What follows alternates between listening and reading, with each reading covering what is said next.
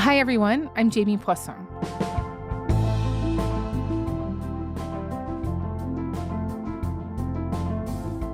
So, over the last week or so, the debate over Canada's immigration policy has really come to the forefront. In Alberta, Premier Danielle Smith has promised to put a series of restrictive new immigration policies to a provincial referendum. In a televised speech on Thursday, she drew a straight line between immigration and the province's finances. Although sustainable immigration has always been an important part of our provincial growth model, throwing the doors wide open to anyone and everyone across the globe has flooded our classrooms, emergency rooms, and social support systems with far too many people, far too quickly. Smith went on to suggest a number of measures that would limit access to both education and healthcare for some newcomers, like charging temporary residents to access services, or setting up a one-year residency requirement before anyone who isn't a citizen or permanent resident can qualify for provincial support programs. And then on Tuesday, Conservative leader Pierre Poilievre brought forward a motion that would compel the federal government to review and restrict the services that asylum seekers get. Critics have said both moves are sowing hate and division and amount to scapegoating immigrants. And this is all happening at a time when, according to polling from the last couple of years, popular support for more immigration is on the decline. My guest today is someone who is uniquely positioned to talk about the proposed changes in immigration policy. Jason Kenney is the former United Conservative Party Premier of Alberta. Prior to that, Kenney spent nearly 2 decades in federal politics and was a cabinet minister under Stephen Harper's Conservative Party. He spent years working on the immigration and multiculturalism file and was widely credited for shifting the support of new Canadians from the Liberals to the Conservatives.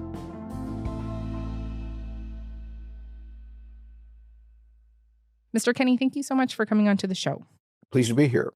So Alberta Premier Danielle Smith said on Thursday night that immigration was, quote, out of control, that federal policies put unsustainable pressure on provincial programs like healthcare and education. Do you agree with the Premier?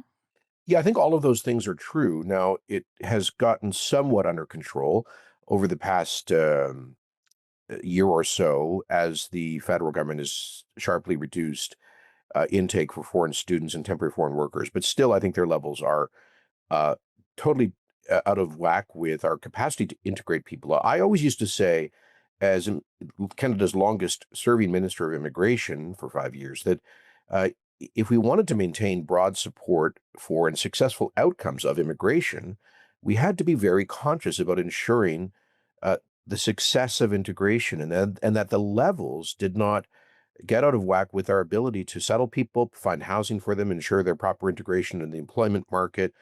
And also, we need to be aware of, it's harder to measure, but we need to be aware of the intangible qualitative factors around integration. You know, we don't want to end up in a society that is characterized by very thick ethnic enclaves as opposed to one of social cohesion. So these are things that we all have to be conscious of. And there should be space for, I think, a broad public debate.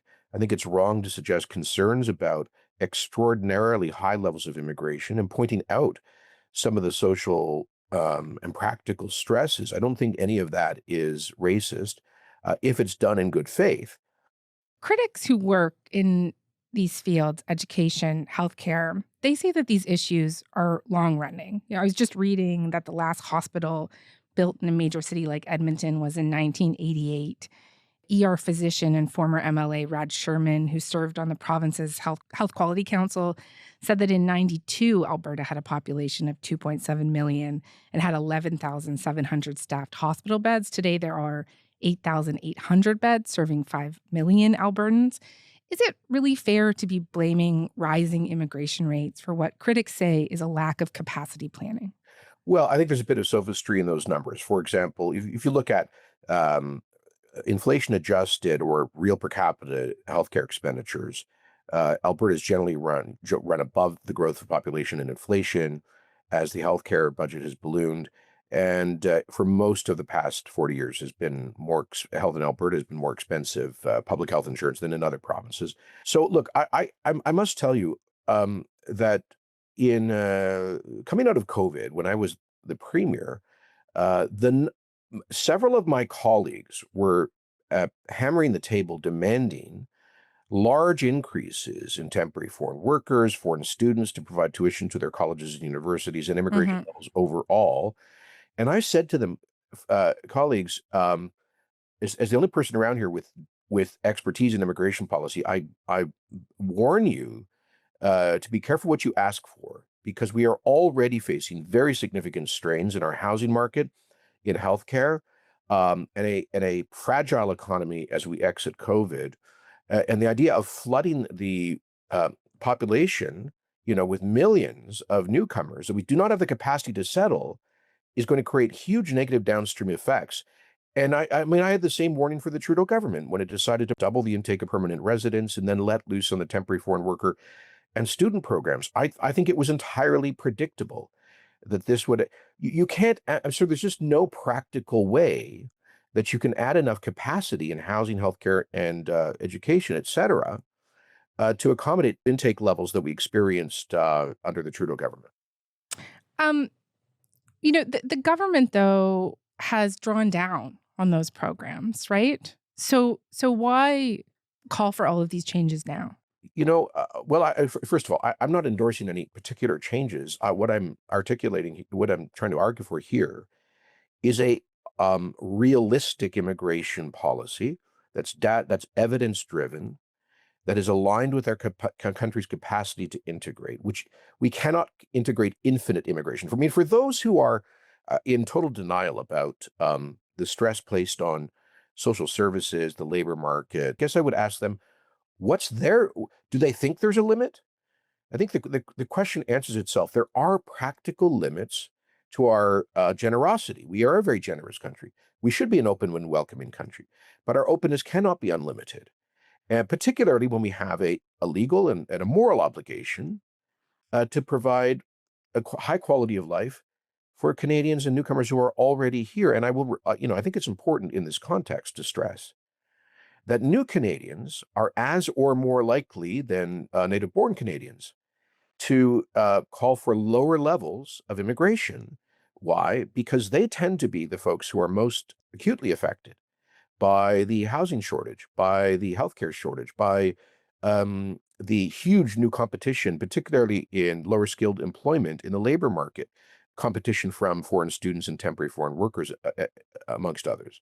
So look, let's not go back to some, I think, really a brain dead dichotomy, false dichotomy in this debate, that either you're pro-immigration and therefore in favor of no reasonable limits, or you're an anti-immigrant racist. Let's figure out a pragmatic, sensible middle ground, as we had, frankly, in Canada for a very long time before Trudeau's, I think, incompetent, naive, and ideologically informed misadministration of immigration.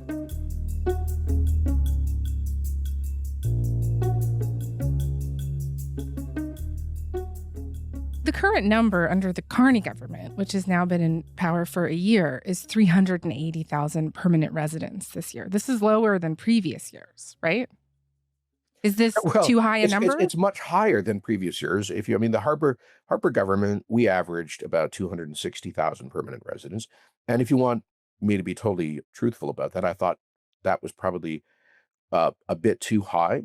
I saw some of these concerns a long time ago emerging. And I wouldn't have lowered it radically, but somewhat.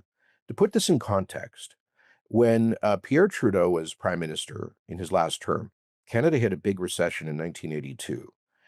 His view, the very pragmatic, traditional Canadian view up to fairly recently, was that there was no sense in inviting newcomers to join a country with high unemployment when Canadians were already struggling for work. And so he reduced levels by 40%, from like 120,000 to 80,000 in 1982.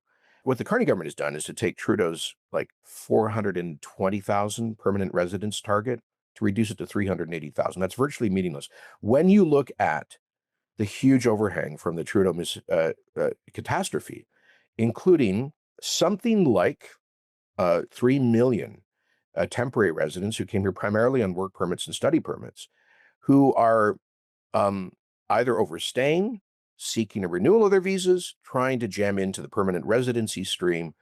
A huge part of this is not merely quantitative, it's also qualitative, by which I mean we used to have what was widely regarded across the world as something of a model human capital immigration system through the point system for selecting economic immigrants. But right now, because of these mistakes, if you are I have a friend, a Brazilian friend who's a pediatric oncologist, 35 years of age, speaks 4 languages, literally a model immigrant. You know he would be making much higher than average incomes, providing critical health services, contributing massively for his entire life. Zero integration challenge. Cannot get into Canada through the point system. But if he had come here as a foreign student with a work permit in a fast serve restaurant, who maybe barely spoke either official language, he would now have a higher chance of getting permanent residency in Canada. We have taken our human capital model and turned it on its head, and that's also going to have a lot of problematic downstream effects.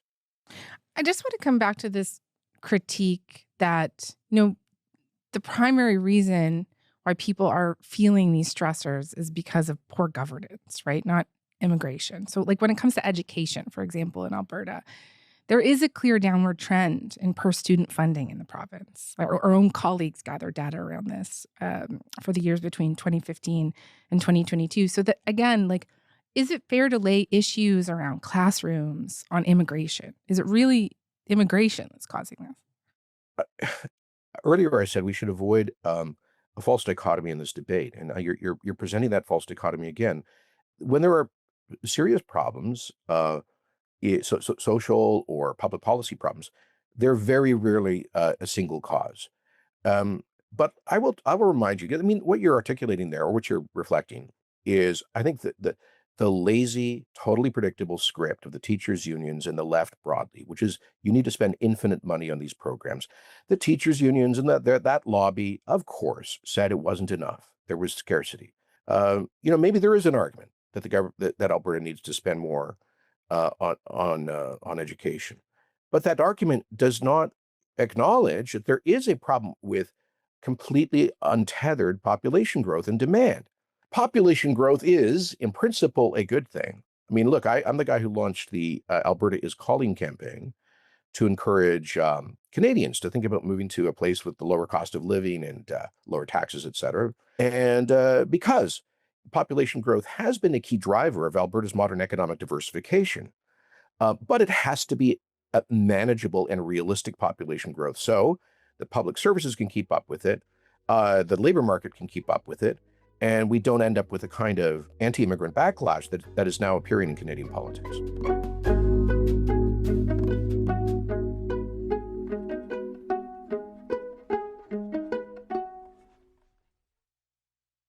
The current premier is really laying the blame for these problems that Albertans are facing at the feet of immigration. And do you think that she's wrong there? Do you think that she's putting way too much emphasis on what's causing these problems? I think it's a primary driving factor. It's not the only one, but there was zero regard from the Trudeau government about what impact these extraordinary levels would have. Now, Alberta, because of its more prosperous economy, higher paying jobs, et cetera, on average, we have higher incomes. For those and other factors, it has tended to attract a large number of the overall intake of immigrants to Canada. Certainly as primary immigrants, but also we get a lot of secondary migration of newcomers who arrive, so let's say in Toronto, Vancouver. And when you put all that together, it does impose large pressure. Now, I do think until not long ago, Premier Smith was in favor of some of those very high levels. She always used to lobby me when she was at the CFIB and as leader of the Wild Rose Party to, for example, loosen the temporary foreign worker program. And I think that she was calling for more immigration and faster population growth until recently. But, that's just context to say, but I think she recognizes that this has placed unsustainable pressure on the system. And it's right to want to correct that. I'm not sure that a referendum is necessary too. I haven't even looked at all of that's being proposed here. You've talked about this Alberta is Calling campaign a few times already, where you yourself invited people to come to the province. And so wasn't that pressure from the premier welcome? I guess what I'm trying to get at here is the premier herself said that she wanted 10 million people in Alberta by 2050, right? Just 2.5 years ago. That's why I've said, let's have an aggressive target to double our population. I'm going to put this out there because I've said that in the throne speech. And I want people to understand how important that is. We have to be that bastion of liberty, and people are going to want to come here, and we want to embrace them, and we want to be able to build this place out so that we can actually have the political clout in Alberta that we deserve. Because right now, we're being treated as a junior partner by Ottawa. And if we end up with the strongest economy, we'll double our oil production. You want to go from rough numbers, you probably know the number better than me, 4.7 million, roughly? We're almost at 5 million. Okay. 5 million. So you want to double it to 10 million? Yep, I do. You were calling for more people to come to the province. So, is it fair to just invite a bunch of newcomers to come, only to say a couple years later that they're to blame for healthcare and education being stretched? I'm not stretched too thin. Listen, that's a rhetorical trick you just played there. Fair. I think the current premier certainly seems to be saying that from her speech. There's a difference between blaming irresponsible planning of immigration levels, which I think characterizes the Trudeau government, and blaming those who came through the program. Look, sure, there are, and I've been commenting quite strongly on people who on the extreme right who are trying to exploit this frustration by blaming immigrants. I don't hear responsible Canadian elected leaders doing that.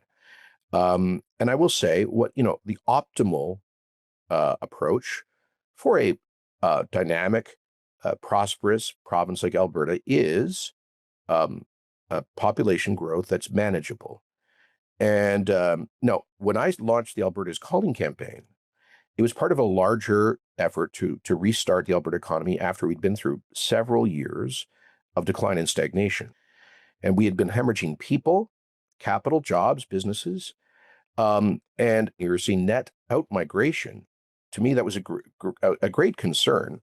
And so to turn that around and to get back to diversifying our economy, I thought it was important that we invite people from across Canada and their skills to come to Alberta, of course, within reason.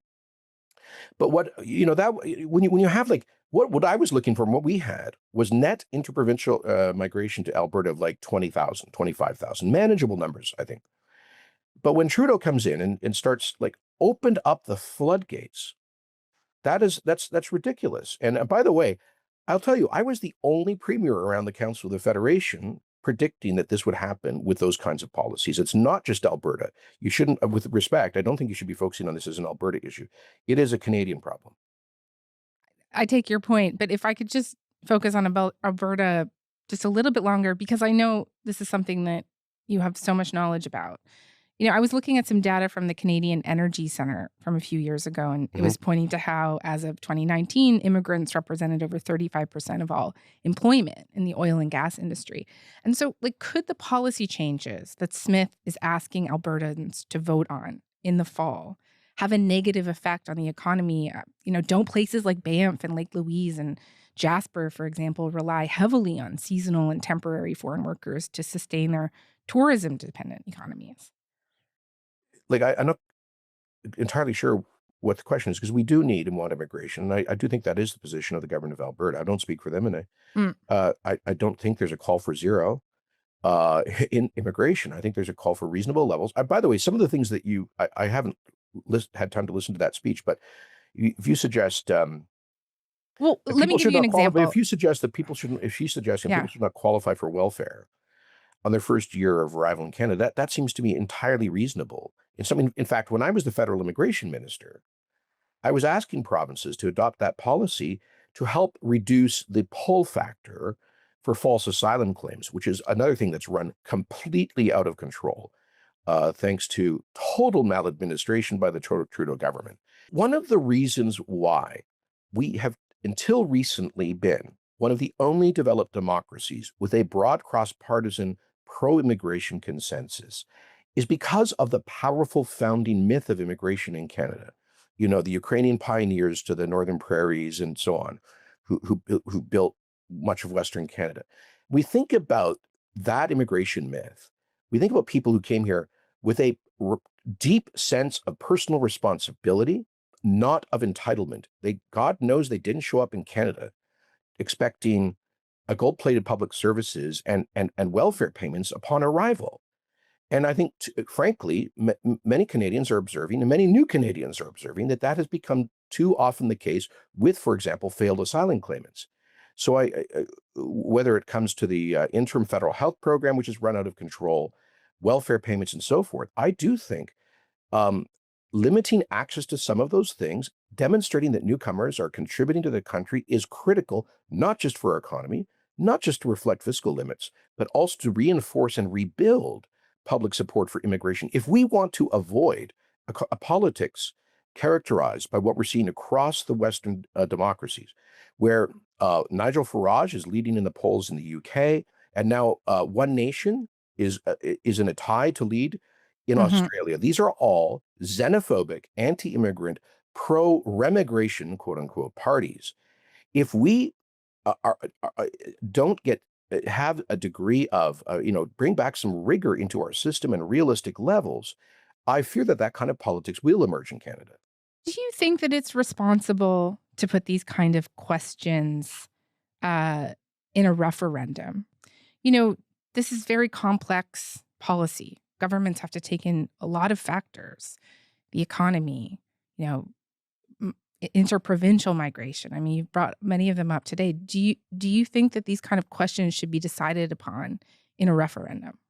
I do think that direct democracy can have a salutary role in a system like ours, occasionally on very big questions, like proposed constitutional amendments. We did that in Alberta under my government with equalization. I think it's, if you're going to do that, you should probably, in my case, we put that in our platform. So we had a mandate to, in turn, put that one simple, clear, very consequential issue on the ballot. I don't think that normal policy changes require a referendum, or frankly, I don't think that a referendum is the most desirable tool for normal policy changes. I will tell you that I overhauled Canadian immigration policy between 2008 and 13 in virtually every respect. I think improving it. Most people, I think, would agree. We did that without referenda, obviously. I mean, we did a total overhaul of the asylum system, for example, the skilled worker program, all of the programs, and we did that without referenda. So I think what's required is leadership here at all levels of government, because if we want to maintain the positive aspects of immigration in Canada and we restore a broad cross-partisan pro-immigration consensus and keep at the margins these extremist racists who are trying to exploit the current frustration, then we need to get back to a properly rules-based, well-managed, pragmatic system that's in line with our ability to absorb newcomers.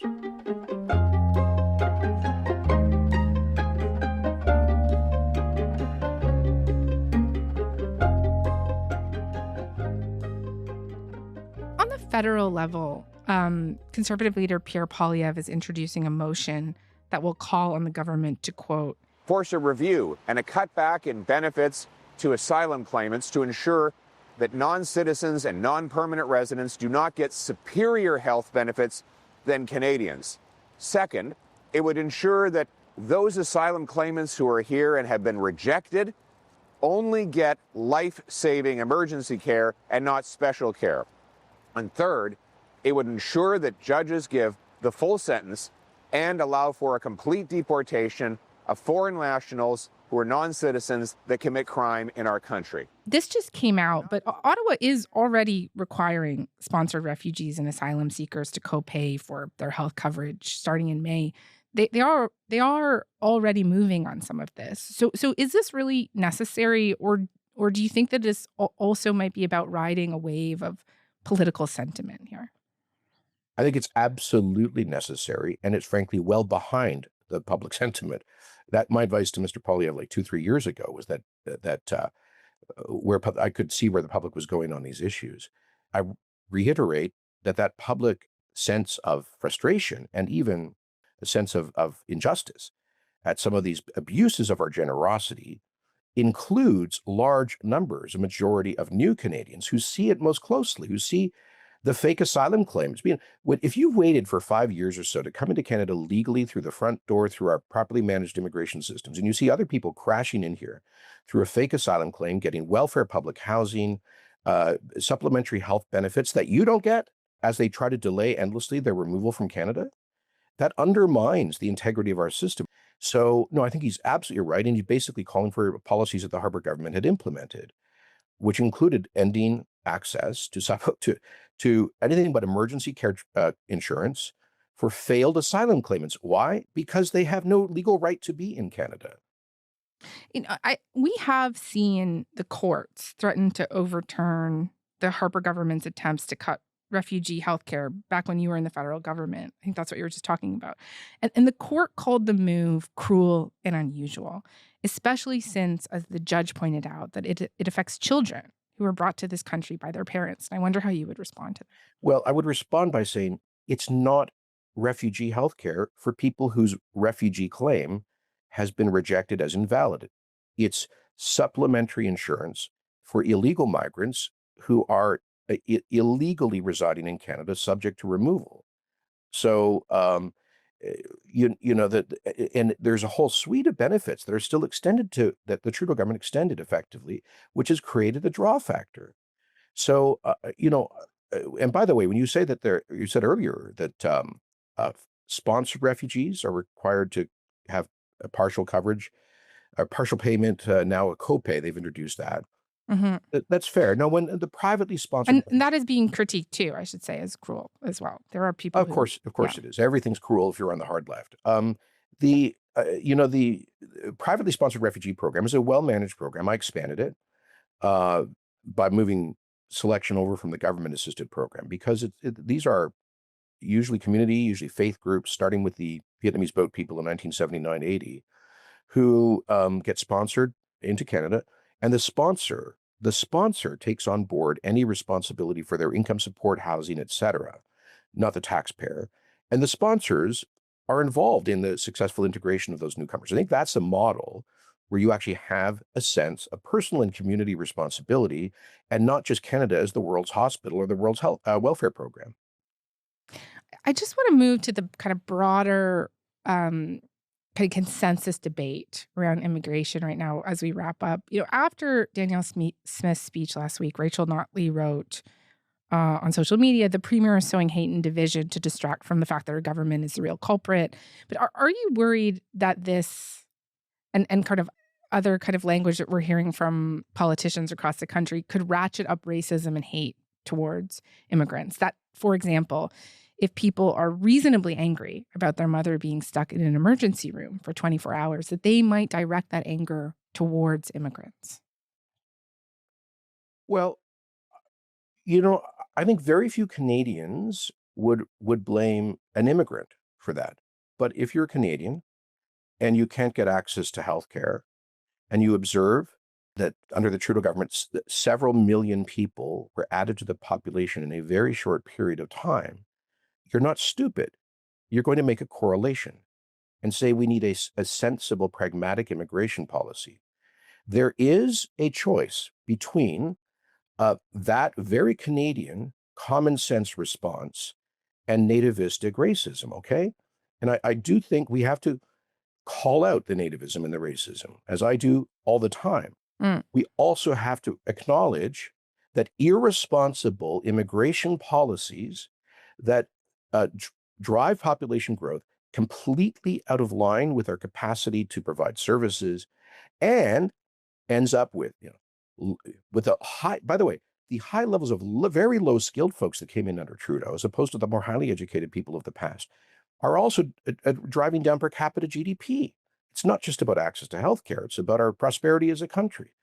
So Canadians have every right to see that correlation, to object to it, to call for, I think, a significant reduction in levels until we can get this back into equilibrium.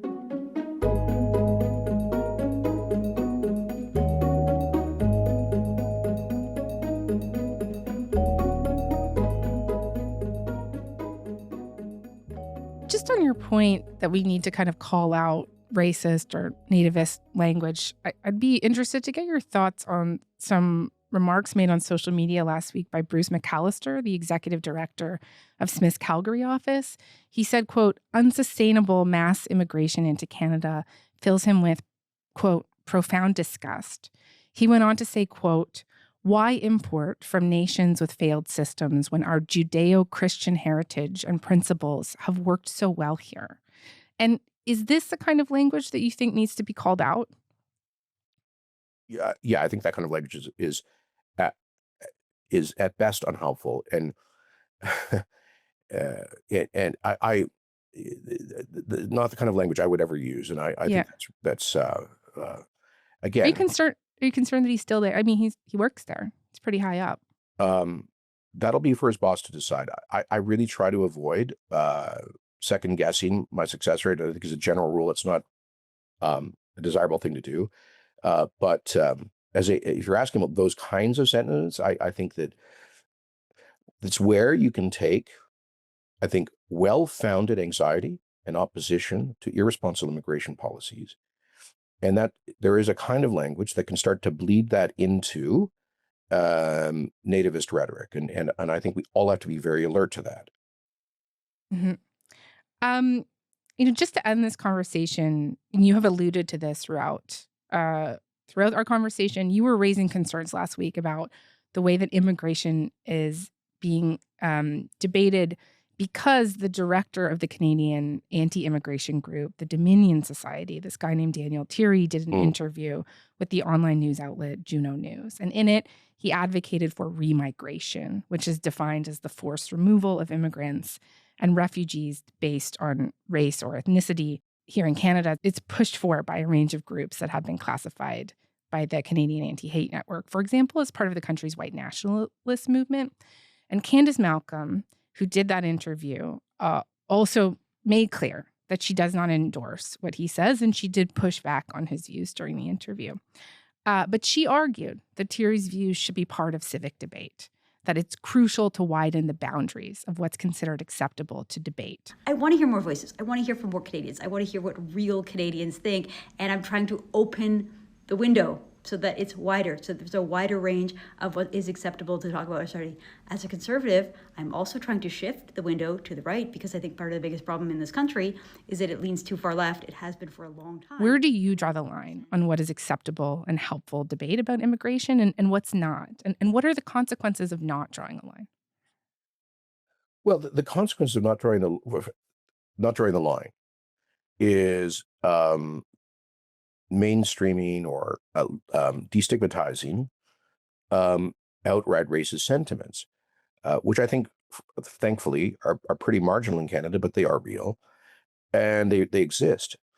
This guy's advocating to take immigration to zero for at least 10 years, to have the forcible deportation of every legal permanent resident in Canada, which means all these people we invited to come here, who followed the laws, are paying their taxes, where most of them settled here for some years.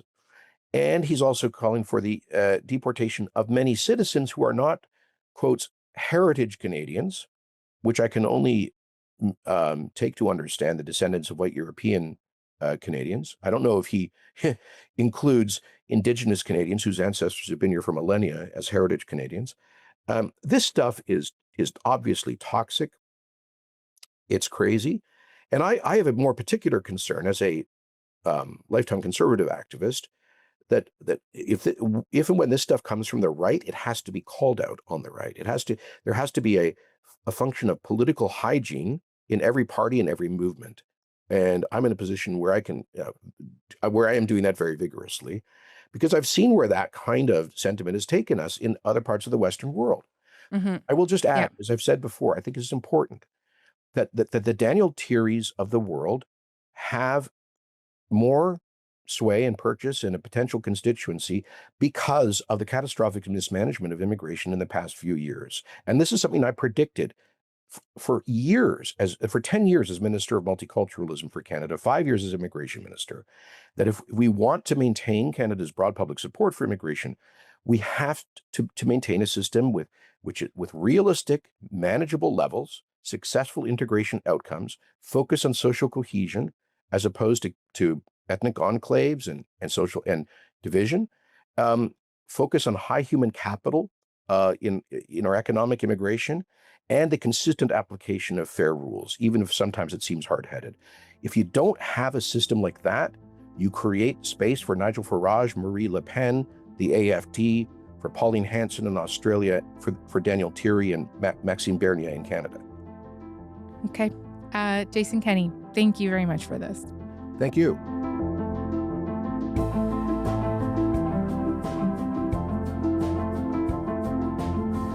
All right, that is all for today. I'm Jamie Poisson. Thanks so much for listening. Talk to you tomorrow.